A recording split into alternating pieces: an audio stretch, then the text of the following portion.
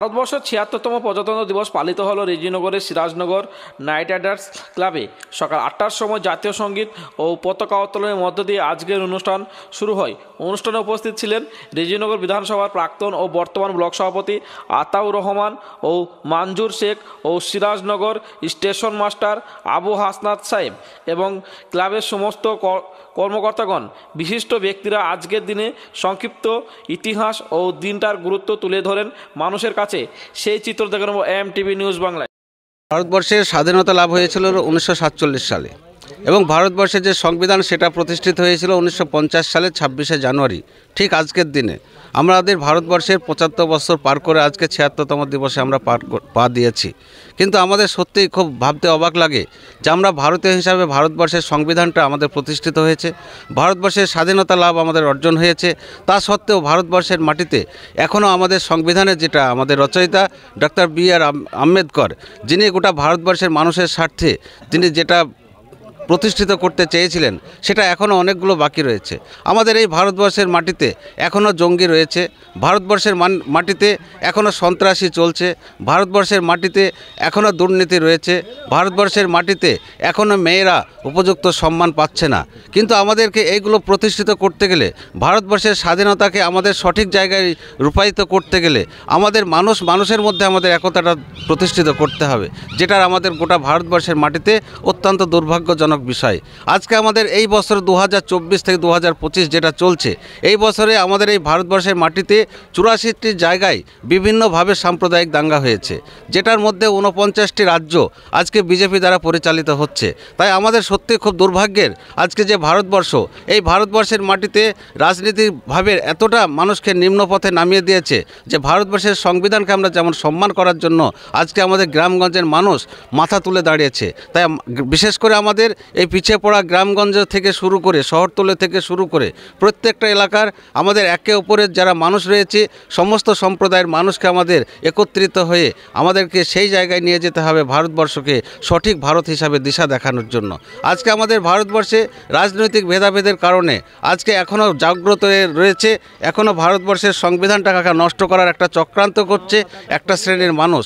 তাই আমরা চাইব যে ভারতবর্ষকে যিনারা রক্ষা করার জন্য আমাদের গ্রামগঞ্জের ছেলেরা, যারা আজকে বিভিন্ন আর্মি বলুন, মিলিটারি বলুন, যারা বিএসএফ বলুন, তিনারা আজকে ভারতবর্ষে রক্ষা করার জন্য বিভিন্ন সীমান্তে তিনারা আজকে রাতের পর রাত ঠান্ডাতে এবং প্রচণ্ড শীতের মধ্যেও দেশকে রক্ষা করার জন্য যিনারা প্রাণ বিসর্জন দিচ্ছেন, যিনারা এখনও তিনারা রয়েছেন, তারা আজকে দেশের আমাদের গর্ব।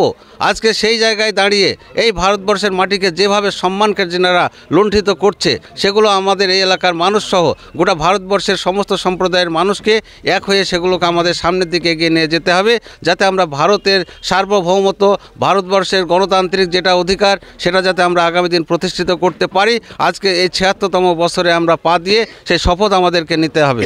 এবং আজকে আমরা যে জায়গায় দাঁড়িয়ে রয়েছি এটা একদম পিছিয়ে পড়া একটি গ্রাম। সেই সিরাজনগর নাইট রাইডার্স ক্লাবের পক্ষ থেকে এই এলাকার যুব ভাইদের উদ্যোগে যে ভারতবর্ষের গণতন্ত্র কেন আমাদের প্রয়োজন, ভারতবর্ষের 26শে জানুয়ারি প্রজাতন্ত্র দিবসটা কেন আমাদেরকে পালিত করতে হবে, সেটা গ্রামগঞ্জে মানুষের কাছে সে বার্তাটা পৌঁছে দিচ্ছে। এর মাধ্যমে আগামী দিন আমরা আশা রাখছি যে গ্রামগঞ্জের মানুষ যেভাবে ভারতবর্ষের পতাকাকে সম্মান দিচ্ছে, ভারতবর্ষের সংবিধানকে সম্মান দিচ্ছে, আগামী দিন আমরা দেখব যে এই ধরনের মানুষের দ্বারা আগামী দিন ভারতবর্ষের স্বাধীনতা, সার্বভৌমত্ব অধিকার নিশ্চয়ই সেটা প্রতিষ্ঠিত হবে। যেসব ক্লাবগুলো রয়েছে, ক্লাবের বিষয়ে যা মাঠ, সেই মাঠটা বিশেষ করে সেই এলাকার মানুষের মধ্যে একতা হয়ে সেই এলাকার মানুষকে, জনগণকেই মাঠটাকে ঠিক করতে হবে।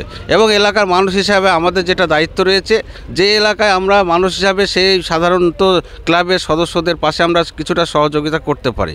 কিন্তু একটা মাঠ আমাদের বিশেষ করে বাংলার বুকে বা ভারতবর্ষের কোথাও এই ধরনের কোনো প্ল্যান বা এই ধরনের কোনো প্রজেক্ট বা এই ধরনের কোনো স্কিম নেই যেগুলো আমরা পঞ্চায়েত সমিতি, জেলা পরিষদ বা রাজ্য থেকে একটা মাঠ আমরা উপহার দিতে পারি। তাই আমাদের বিশেষ করে গ্রামের মানুষ, এলাকার মানুষ আমাদের সকলকে এক হয়ে কিছু অর্থনৈতিক আমাদের সাপোর্টের মধ্য দিয়ে আমাদেরকে মাঠ আমাদেরকে নিজেদেরই তৈরি করতে হবে। তাই ক্লাবের যে সমস্ত সদস্যরা রয়েছেন তিনারা যেভাবে সহযোগিতা চাইবে সেই সহযোগিতার মধ্য দিয়ে তিনাদের আশা অবশ্যই আমরা সকলে মিলে সকলের সহযোগিতায় আমরা সেটা পূরণ করব।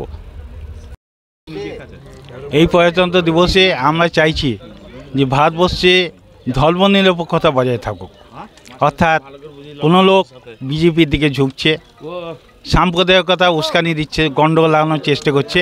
এই থেকে বিরত থাকার জন্য সিরাজনগর রাইডার্স ক্লাব বড় ভূমিকা নিয়েছে এবং এই ভূমিকার ফলে আমরা চাই যাতে সাম্প্রদায়িক গণ্ডগোলটা না হয়।